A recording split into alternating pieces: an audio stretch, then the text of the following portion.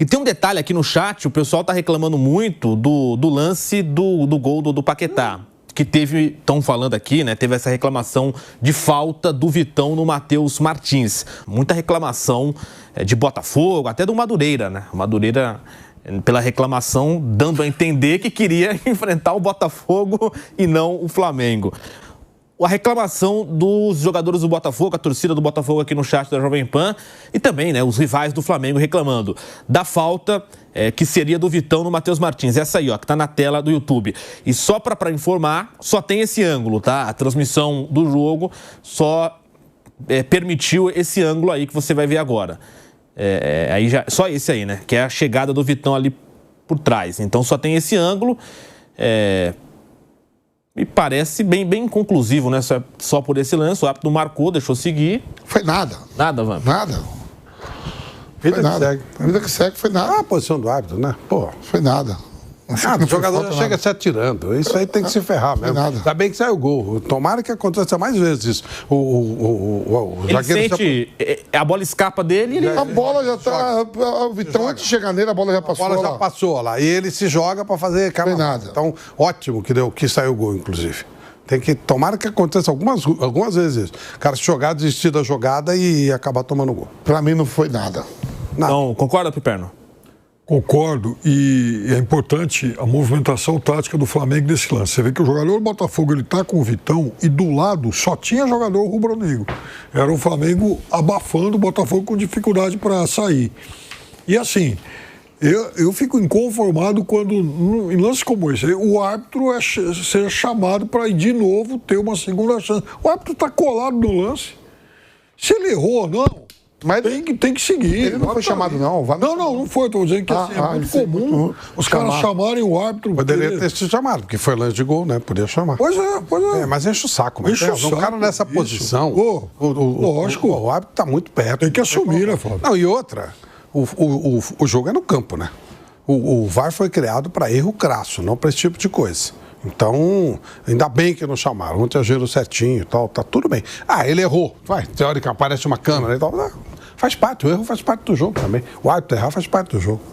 Sabe uma coisa que está complicando muito o futebol, principalmente o futebol brasileiro, e a nova era do mundo, a era moderna de seguidores, o senhor que gosta de Instagram, vários seguidores, os meus seguidores, todo mundo, é que os programas esportivos, normalmente, lá atrás, os comentaristas, os narradores, ex-atletas, não falavam qual era o time que torce. Muitos escondiam. Hoje os caras fazem questão de mostrar para ter mais, né, likes e seguidores. E aí acaba não comentando o que tem que ser comentado do que se vê. A bola ali não foi falta.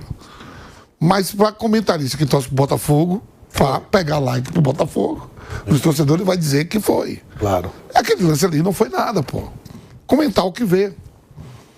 Não foi nada. Justo, né? Ser justo, né? Pô, não é só você, porque seu time você torce, você tá vendo. Tem um monte de gente olhando, assistindo o jogo. Não dá pra mentir, né? Tanta imagem, né? Eu não sou nem Botafogo, nem... A bola não foi falta, pô. Não foi falta. Só que trabalha e torce pro Botafogo vai falar, foi. Tem que falar, né? E aí mostra pra torcida que... E não foi nada. É isso que eu falo. Tem uma diferença entre jornalista e influencer. Hoje o influencer, ele torce. Ele torce, ele distorce, ele fala o que ele quiser. O jornalista, teoricamente, não pode fazer isso. Quer fazer enxergar uma coisa que não é. Em relação ao Paquetá, que você fez a pergunta, hoje eu vejo mais assim, homem de meio campo. Por exemplo, o Vitinha, João Neves, Pedro, Rodri, esses caras, esse De Jong, são jogadores de meio campo, os caras fazem de tudo, marca, participa do jogo. Então eu acho que o Paquetá, se for usado na beirada como Piboli, ele é um cara que gosta de estar acertando, ele gosta de estar participando no jogo. Então para mim ele é um homem de meio campo. Dá para jogar com Arrascaeta, Jorginho e Pulgar, tranquilo. Porque ele não gosta de ficar parado numa posição só. Você vê aquele Vitinha mesmo e o João Neves, o próprio Pedro. Isso. Os caras, não para. Tá tudo que tem lugar, você vê. Movimentação. Então, o Felipe Luiz falou, gosto de ver mais ele perto do gol, sempre acompanha. Ele gosta de chegar perto do gol. Tanto que ele fez o gol, tanto que ele perdeu o gol no jogo passado. O pessoal, pô, como é que perde o gol daquele? Ele chapou, bateu na trave. Ele entra na área. Ele gosta de vir pegar a bola cá atrás também. Tem fôlego para isso. Não é aquele jogador de meio campo durão que só joga numa posição. E para você, Flávio, esse Flamengo com Paquetá, até agora as melhores atuações foram como segundo volante, mas como o Vamp citou, né? É um jogador de meio campo, né? Ou seja, ele pode atuar em outras funções. Tem um detalhe que o Felipe falou numa outra coletiva, e aí o Vamp que jogou pode até falar melhor sobre isso. Perguntaram pro Felipe se ele pretende usar o Paquetá em várias funções. E ele falou, prefiro que ele jogue pela direita, pelas funções defensivas que são diferentes. E aí o jogador se acostuma melhor a defender na posição que ele está jogando. Porque quando ele fica trocando, ele pode, digamos assim, em outras palavras, ele falou, mas se confundir dessa questão defensiva. Eu pego uma frase do Flávio Prado aqui, a gente trabalha aqui há anos, o Flávio sempre falou assim, ó, a maioria dos jogadores brasileiros, quando vai para a Europa e vai novo, aprende a jogar. Isso é verdade mesmo. Eu chego na Holanda, quando eu vou com meus 18 anos para 19, a posição de volante era totalmente diferente do que se joga aqui. Aí, 3, 4 anos depois, eu venho pro Brasil, o Vampeta sai pro jogo, vai, não sei o quê. Eu tava olhando ontem um jogo, Flávio, Napoli e Roma. Pô, o que o Wesley tá jogando, cara? E jogando pelo lado contrário. Nem Sombra é aquele jogador do Flamengo. Wesley. Sim, o lateral. Tá jogando lateral esquerdo. Nem sombra do que ele fazia. Aprende outras coisas mesmo. Isso é verdade. Ele sempre fala isso. Claro. Sabe o que você falou? Eu confesso que eu aprendi lendo. Eu tô lendo o livro do Cruyff. Eu gosto, né, de ler as biografias. Não é bem a biografia também, mas o que o cara pensa de futebol e tal. E aí ele começa a falar assim... Sérgio Busquets, não sei o que e tal. Tá, passou, ficou registrado. Falei, bom. Aí eu leio o Guardiola. Mesma coisa. Busquets. Não vejo nada no Busquets. Aí eu comecei a prestar atenção. Del Bosque fala também. Cara, Del Bosque. O Busquets é o cara que faz a coisa girar. Como o Rodri, que é a mesma função o Busquets, ele criou uma nova função no futebol. Ele fez esse meio-campo virar meio-campo. Girar, tudo girar. Passa tudo nele, ele carimba e passa. Fala muito dele.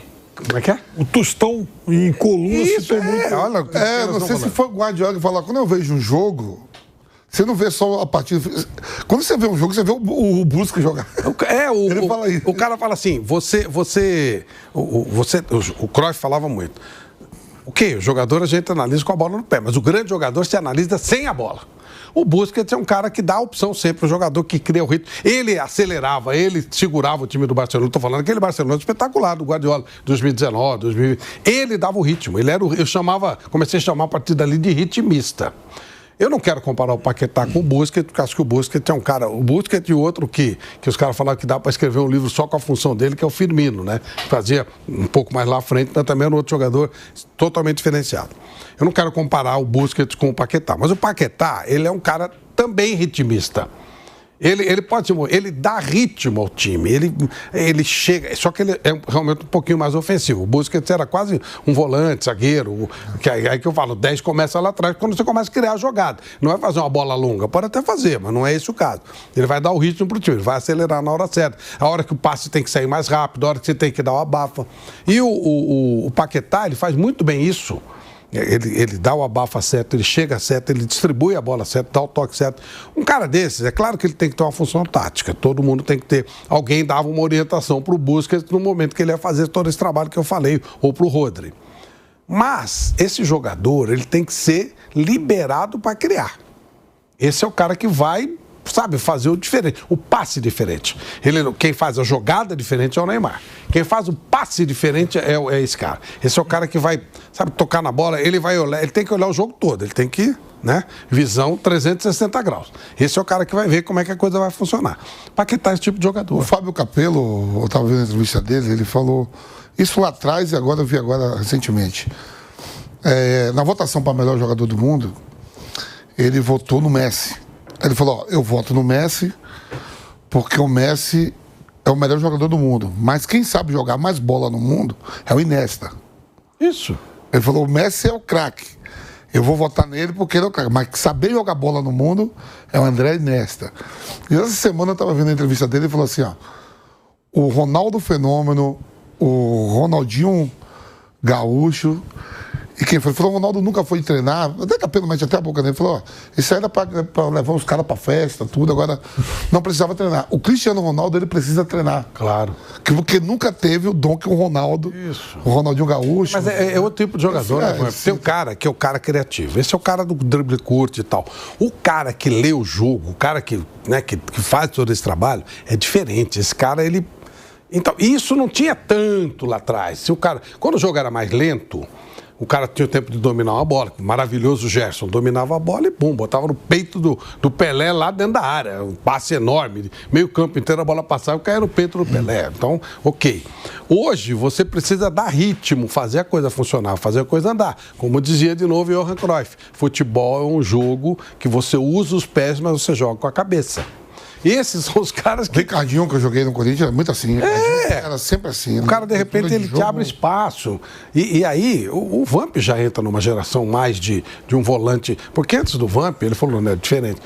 Tinha um volantão, primeiro volante, aquele cara que marcava e tal, que pegava. Inclusive, o Brasil troca, em 58, o Dino Sani, que era um jogador de um nível elevadíssimo, muito técnico, por um jogador de mais pegada, mais marcação, que era o Zito, porque os caras achavam que estava muito aberto. E aí ganhou o Dunga, o primeiro volante, sabia sair jogando também, é o primeiro volante. Quando chega o Vamp, eles fazem no Corinthians uma dupla de volantes, Vampeta e Rincon. Porra, os dois sabiam rolar, fazer a bola jogar, muda o sistema, é outro volante, é diferente do Zito. E aí não estamos dizendo que é melhor ou pior, não é isso, não é essa comparação que a gente está fazendo. Nem Dunga, nada, é diferente. Nós estamos falando de coisas diferentes. O Busquets jogava na mesma posição que o Zito, mas você não pode comparar um com o outro porque não dá, é diferente. Então, quando você fala jogador de meio campo, é diferente do jogador de meio campo que a gente viu. Hoje o jogador de meio campo é o jogador de meio campo, tem que saber fazer tudo. Né? Para fechar, Piperno. O Tostão, sobre o Gerson que o Flávio citou, diz que quando eles começaram a jogar juntos na seleção, ele entendeu que o Gerson era o jogador mais inteligente com quem ele já tinha jogado. E ele fala isso, que o cara de meio campo mais inteligente com quem eu já joguei foi o Gerson. Ele falou, o Gerson era tão inteligente que ele sentiu uma coisa. Quando eu ia jogar com ele me tocava a bola e eu devolvia de primeira. Ele tocava, eu devolvia rápido. Aí uma vez ele chegou para mim e falou assim, calma lá, você é mais rápido que eu sou mais lento. Então faz uma coisa, em vez de você me devolver de primeira, domina e me passa depois, porque é o tempo que eu tenho para acompanhar a sua velocidade. Exatamente, essa sensibilidade é uma coisa que é dom do jogador. O Vampeta era muito inteligente jogando futebol. Muito. Não, verdade. O Vampeta com o Rincon era melhor. Não, porque tem essa coisa, viu, que os caras normalmente falam. E o Vamp é um cara inteligente sempre. Eu cito muito o Vampeta nas coisas que eu falo. Vocês não conhecem o Vampeta. O Vampeta é um dos caras mais inteligentes que eu conheci em todos os sentidos. Mas vamos falar de futebol especificamente. Existe o dom de você ter em qualquer profissão. Qualquer profissão você tem que ter dom. Não tem o cara, esse cara é burro. Depende. Burro pra quê? Por exemplo, eu sou um asno de matemática. Não sou burro, sou um asno. Não sei nada. Eu erro com calculadora.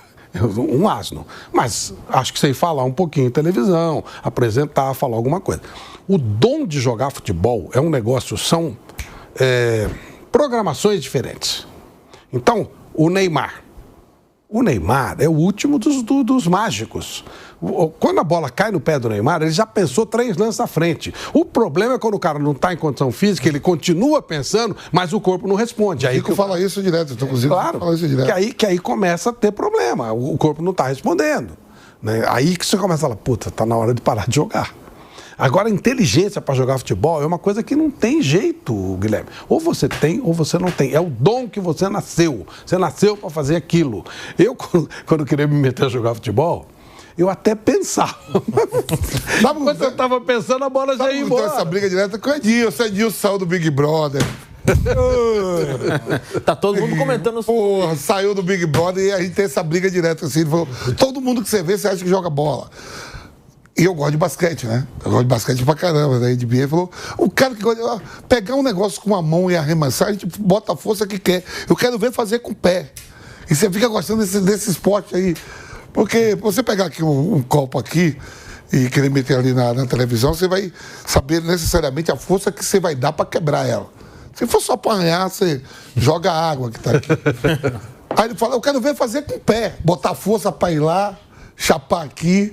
E você gosta desse esporte? Ah, meu neguinho, eu gosto de tudo. O Vamp, inclusive... Porque com o pé é foda. Inclusive a força excessiva, como foi citado pelo Gerson Tostão, também não pode. É a medida certa. E outra, o toque do Neymar, ou o toque do Messi, aquilo é instantâneo. Aprendi isso com um cara que acho que fazia um pouco bem isso, chamado Pelé.